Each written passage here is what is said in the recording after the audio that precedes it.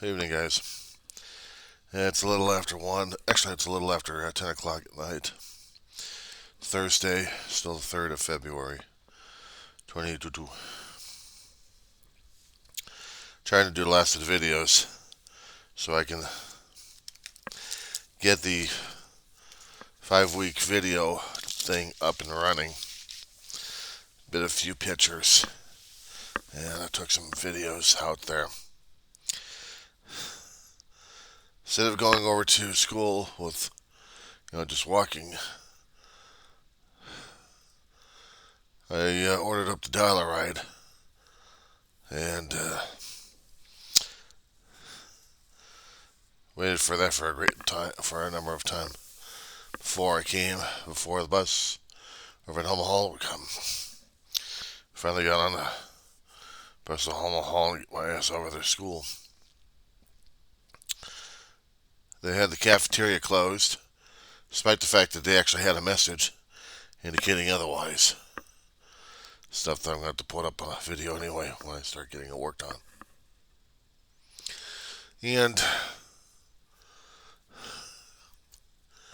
I did something over there that in class, besides falling asleep, it was also my brain working on overtime, and I didn't expect it to work on overtime.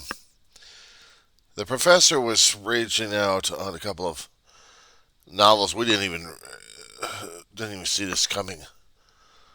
He had a whole list of them. It's a 1800 essay that's going to be due at the end of this month, which means I got about 3 weeks picking at least one or two and probably doing a good compare and contrast again on this stuff. To talk about it in the paperwork, and it's not going to be a discussion this time. It's not going to be like a 200-word discussion with a 100-page reply, 100-word reply. Not this time. But what was surprising me is the professor was bringing up different stories that I didn't even expect to be touched on, and he did. So it was kind of a strange situation. According to what he was bringing up, under the assignment area for the type test, actually it's a 1500. But he brought up The Hunger Artist by Kafka. Kafka was explaining about a certain artist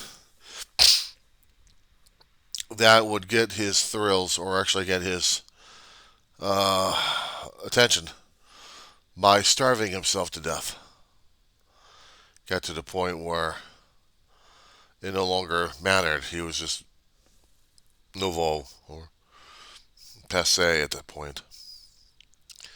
So they tried something else. But he was trying to talk about it, and I'm thinking about the 60s. How many of the people back in the 1960s actually read Kafka? I would not be surprised if a lot of them actually did. The ones that they're trying to be more and more flagrant about, the more hip and more attention span, well, these guys had to be Berkeley students, not just hanging out in Berkeley, but actually going into the classes and to learn the stuff. And you had to have professors over there to touch upon the matter. What I'm trying to do right now is trying to get things screwed up in my damn bag again, all over again. Why am I not surprised?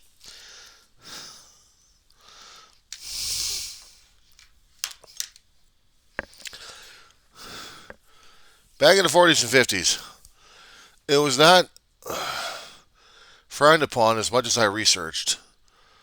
Listen to all the news reports and listening to everything else throughout my lifetime concerning about lifestyles during World War II and during the 40s, and seeing how the pictures on the air were showing lifestyles were. And during that time, we had soldiers coming back from the war, shell shocked like crazy, but struggling to make ends meet one way or another. And they had to do that one way or another. And the thing of it is, a lot of them, well, a lot of injuries, mental and physical, during that time. But what was surprising me at that point is how people were changing and radicalizing. Now, in the 50s, we still had the era of rah rah ree, kick him in the knee, rah rah ass, kick him in the other ass. Patriotic gung ho and everything else going on. We had communists going like crazy. The McCarthy era was running rampant. And during that time, there had to be some kind of rebellion going on with the youth who are getting sick and tired of what they've heard, what they've seen, and what they've experienced. So, why not Kafka? Kafka's European. Didn't we fight in Europe? Didn't we make a dent in Europe? And why is Europe invading America? One way or another. And the thing of it is, we weren't looking at that. We're looking at the fear. We're looking at the communist fear. We're looking at the communist spreading. Now, the reasons why I came back into the college realm, because I knew there was a lot of point of views changed over the damn years. And I guess nobody else picked up on that damn shit either, because, well, I'm dealing with a hell of a lot of young kids. There was only one fucking old fart over there, and he wasn't even paying attention to what the hell's going on. I mean, yeah, it's nice for him to get out of the house, but he didn't come across as, well, being a few years older than I am. He came more and more across of what they would have come across in the 1950s and barely in the 60s. It's that kind of mentality.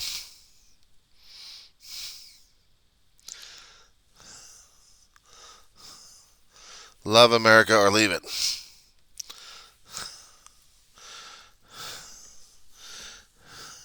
The ultra patriotic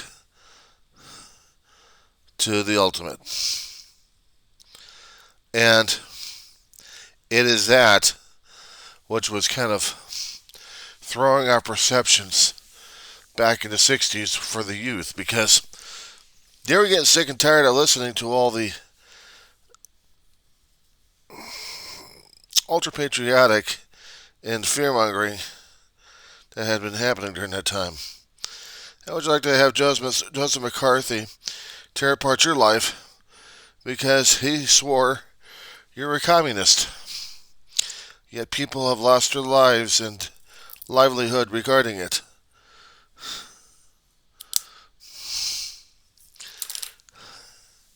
But that's what happened. And that kind of anger and sentiment kind of transferred over to the 60s and 70s youth, because they didn't want anything to do with it again. But there was also a major situation happening. Because of the Cold War mentality happening and the spread of communism from Russia and China, and maybe infiltrating North Korea and the Vietnam Peninsula. This is the reasons why I had to study different courses to make things connections here. Because one particular professor who got blackballed by talking about anti-communist, or actually anti-American and pro-communist information, it still came in handy. And trying to mold together connections in my head on this. Some things actually did make sense. Others, not so much. But we are dealing with humanity trying to struggle with its own sense of identity. Communist was not it. Communist was basically dealing with a bunch of people telling a whole bunch of larger group of people in a nation what to do. Your social status reflects upon this. This is your social status from here, here, here. But the ultimate is on the top portion. It's like looking at a half-completed pyramid, but the portion on the bottom is being supported by the workers. But nothing is at the apex that they've actually seen or understood what the top of the charge is. But the top of the charge is still the schmuck still making that kind of play. You got the Politburo in Russia, and then you got oh god, what the hell they call the damn thing over there in China? But they do have a chairman. Mao Zedong was trying to spread his own version of what things should be for China. So the 1900s was the creation, basically, of Russia's revolution against royalty and the working party becoming the priority, and communists sitting on top of that. And Kafka looking at the whole damn thing negative. He's looking and judging everything else. It's no wonder sometimes I can get indications of what was what just by looking at some of the stuff he was writing to see whether or not if it was matching up to the 60s and 70s I was, trying to imagine.